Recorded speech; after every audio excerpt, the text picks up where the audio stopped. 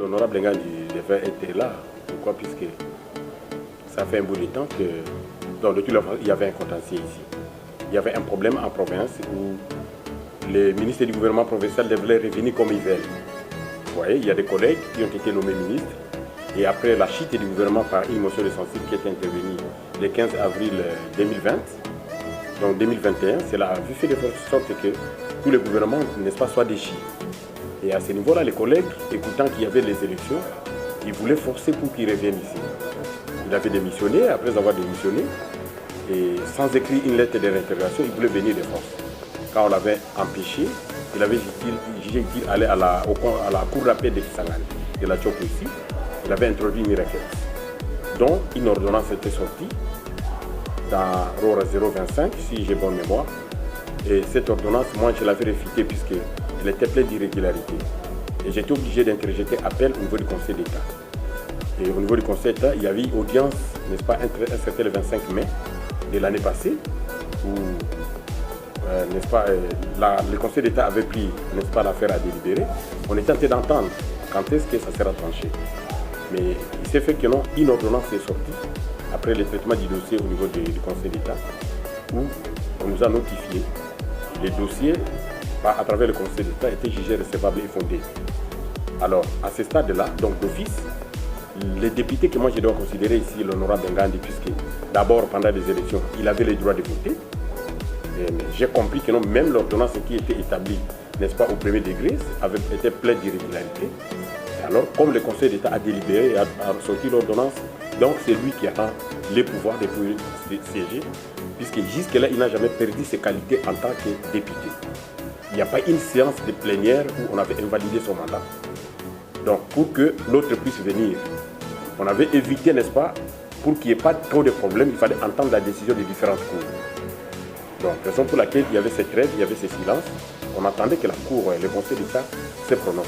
Comme le Conseil d'État s'est prononcé, je pense qu'à ce niveau-là, c'est lui qui est des droits de député, il va continuer à siéger. Et son titulaire, on n'a jamais, n'est-ce pas, révalidé son mandat. Donc, jusqu'à la preuve du contraire, il n'a même pas encore aussi écrit sa lettre de réinterrogation au niveau de l'Assemblée.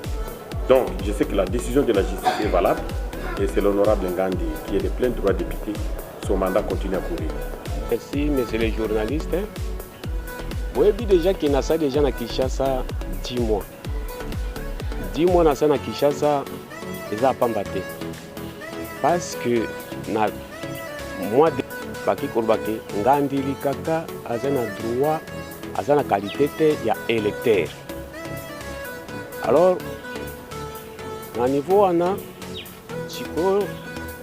dans le dossier de l'Assemblée provinciale et commune à niveau de Kinshasa, c'est-à-dire l'Assemblée provinciale et ça qui recours Nango va interjeter appel. Selon la cour d'appel et ça qui déjà décision de bango pour la ordonnance à M. JP Litema qui est dans la qualité, alors le dossier est au niveau du Conseil d'État. Dans le Conseil d'État, si on va juger le problème, et que comme on a que cour constitutionnelle, cour d'appel, il y a province, il y a Chopo, il y a Mabe, Balanda qui m'a côté, il y a vraiment.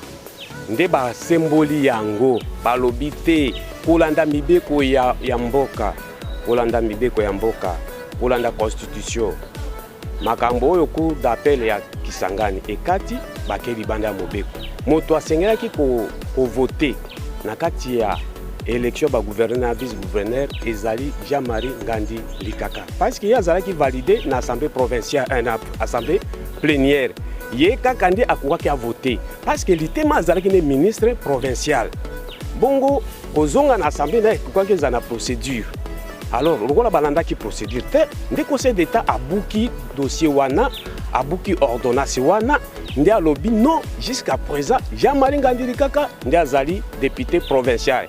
Parce que aux ont en monsieur l'Itema, honorable l'Itema na kati assemblée, ils sont illégal. Ils sont vraiment la procédure.